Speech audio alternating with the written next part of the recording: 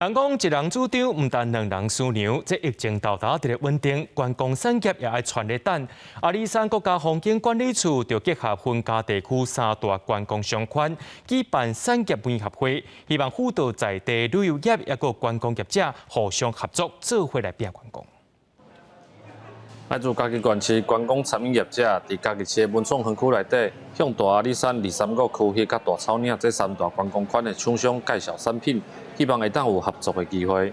我们希望整个跨区域、跨产业能够带动我们三大观光圈的一些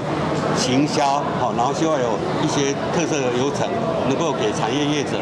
带来很大的助力。